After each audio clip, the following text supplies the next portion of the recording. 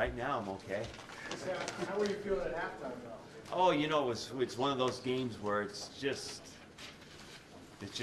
hard, so it's like, and it's obviously in the balance, and it was also one of those things that you can't script these things, right? So, and we knew this team was going to be disruptive, play hard. I thought their defensive coaches did a nice job of a bunch of curveballs that we didn't handle very well, and then penalties set us back early. Some drop balls did, so it was all hard, and our defense this week, picked the team up and made plays and really did the same thing to them. So it was just one of those games, and you have to play the game you're in, and our kids basically fought through it and won it, and that's right. For right now, that's good. Tomorrow it might. We'll talk about the rest of it. Teams have been throwing away from Poyer all season. Was today an example of what happens when you throw in his general direction? Well, I think that a lot of times whatever the reads take a quarterback to, coverage-wise, sometimes overrides personnel, and of course Jordan's playing some different spots too. So he's not always out there at the corner, right?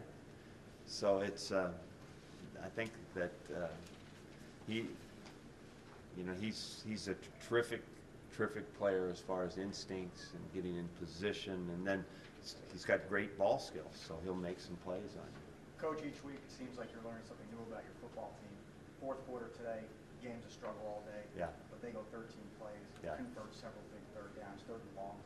I mean, what'd you learn about it? That's what I was referring to a little bit, as hard and sometimes ugly as it was offensively.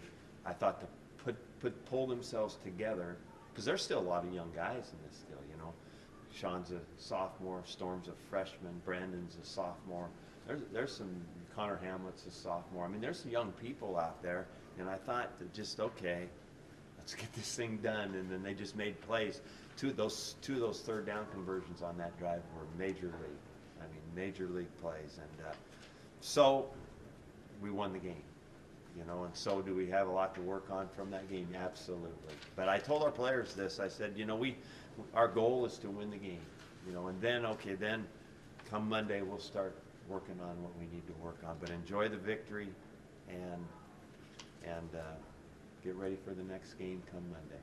Mike, what do you do about the penalties? Oh, the some of them are inexcusable, right?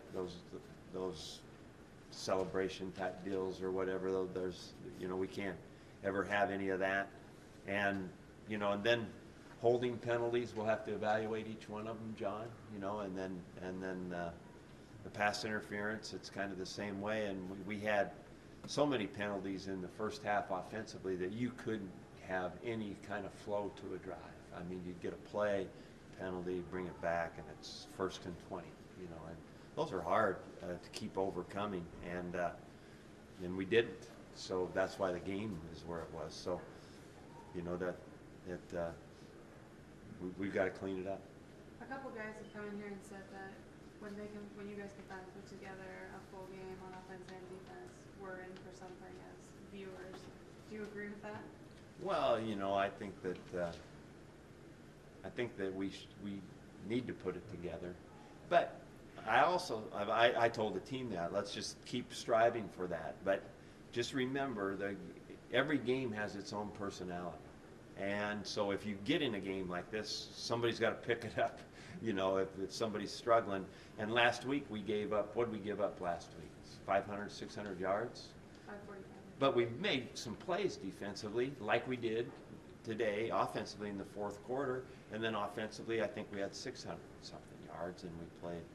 So it's football, and it's not always going to be like you'd like to write it up. But yes, it sure would be nice if we held the other team to 100 and we got 700. That would be. Sean obviously didn't have a great day today. Good enough. Is he now where you thought he'd be when you did what you did last year after Sacramento State? He's a fun guy to work with, and the problem with answering that question just verbatim is that there's no ceilings to any of this, and so can he get better? Absolutely. He miscalled a play today where that ended up costing us in the red zone. We had just gotten a first down. We call a running play.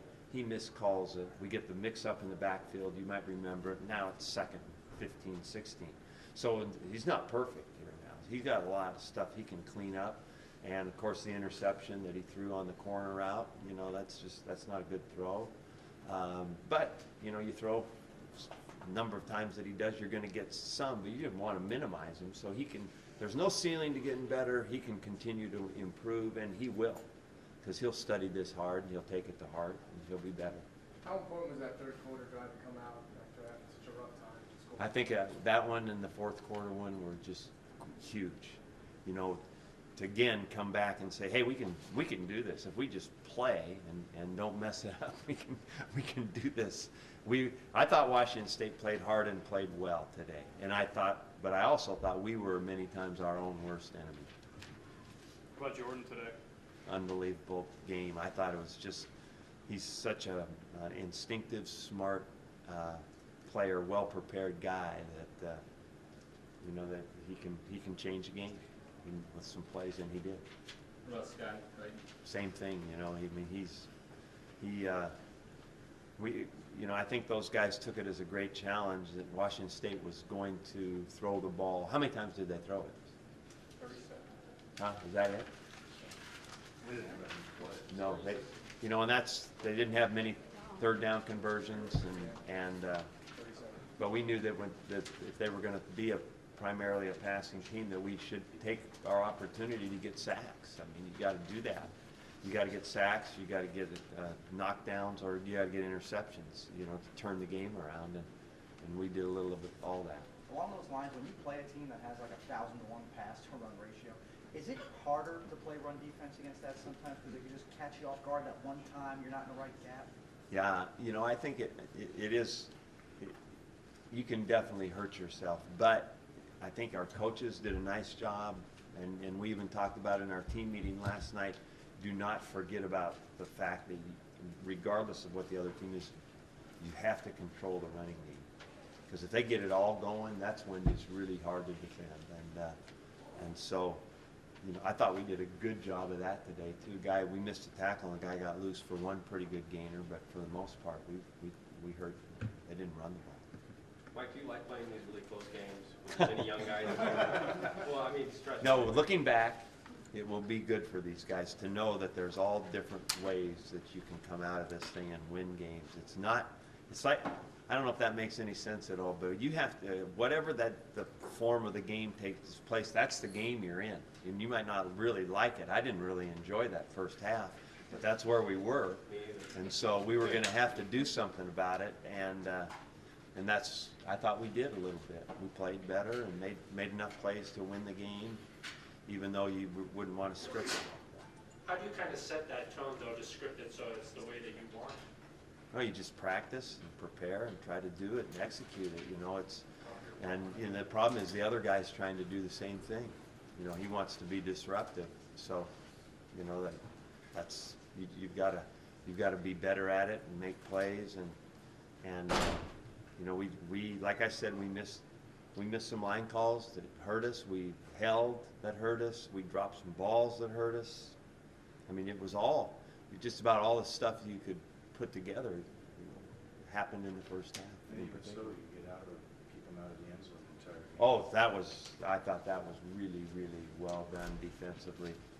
Beautifully done. And again, sometimes they got down there and looked like they were going to have a chance to score a touchdown, but we wouldn't let them. And I thought it was awesome. What do you do without in and out? Huh? First time in several weeks, no in and out after a big win. We didn't, I know they've got something down there, but it's certainly not in and out, but it's fine. It's fine for me. Thank you all. Go to Reading, Mike. Yeah, ready?